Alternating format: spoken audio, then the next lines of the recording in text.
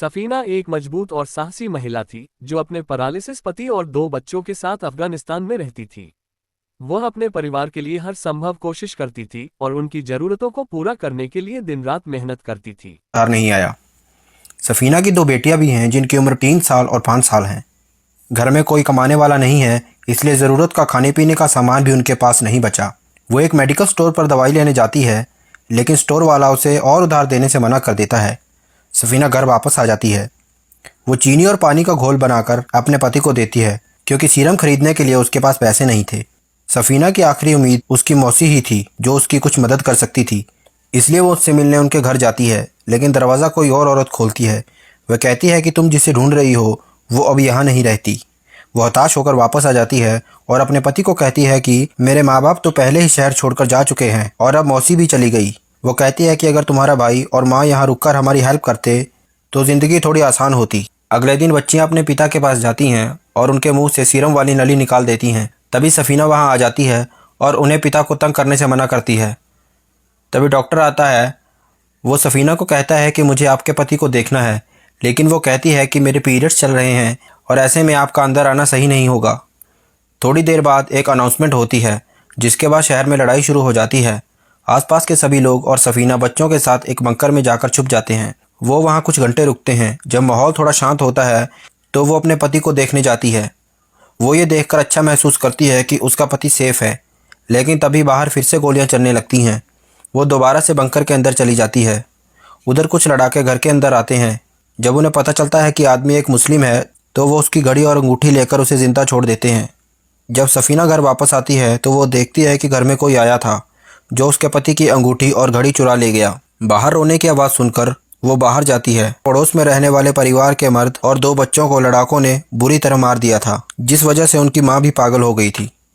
सफीना समझ जाती है कि वो ऐसे ज़्यादा लंबे समय तक जिंदा नहीं रह पाएगी, तो वो अपना सामान पैक करती है और अपनी बेटियों के साथ अपनी मौसी के घर पर पहुंच जाती है। लेकिन वो औरत उससे कहती है कि मैं तुम्हें बता चुकी हूँ कि अब तुम्हारी मौसी यहाँ नहीं रहती। वो उसे अंदर नहीं आने देती। सफीना को अब कुछ समझ नहीं आ रहा था कि वो कहाँ जाए। वो वहीं सीढ़ियों पर बैठी रहती है।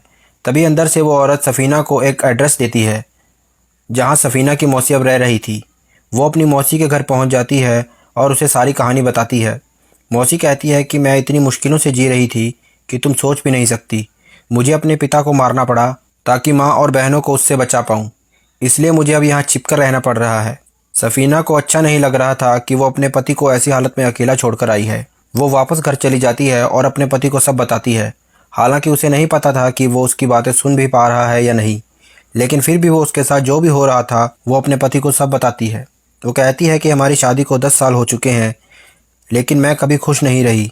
यहाँ तक कि हमारी शादी के दिन भी मुझे सारी रस्में तुम्हारी तस्वीर के साथ निभानी पड़ी, क्योंकि उस समय भी तुम जंग में थे। इन 10 सालों में पिछले 3 साल तो तुम एक बार भी घर नहीं आए।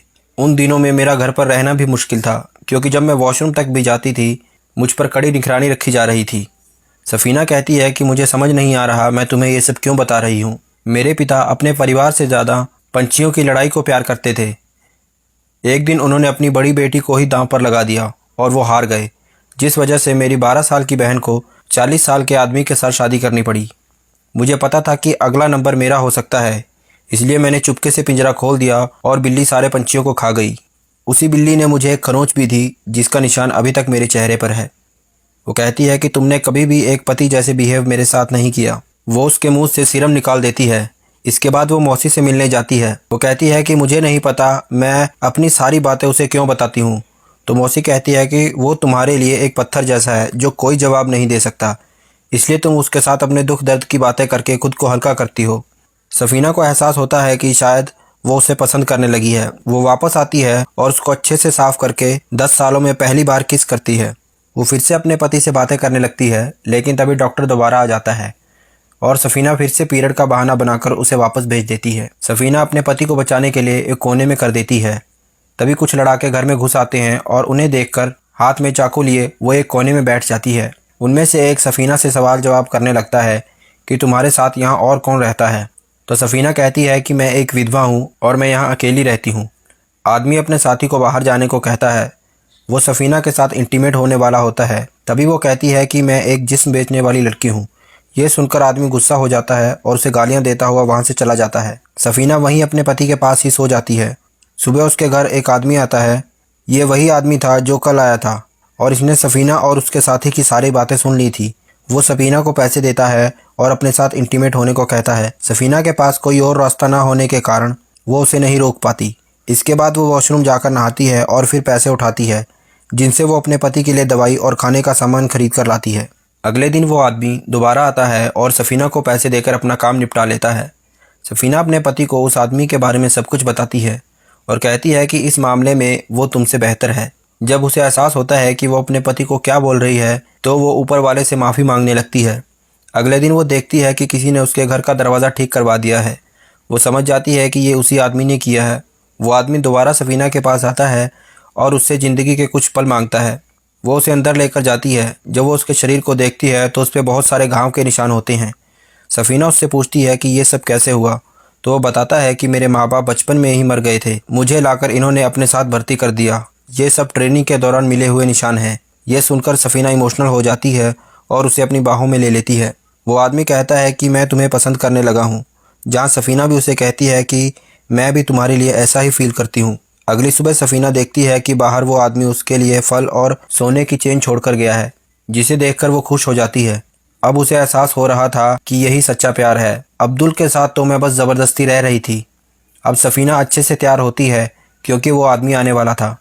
वो अपने पति को कहती है कि मैं बहुत जल्द तुम्हें छोड़कर जाने वाली हूँ।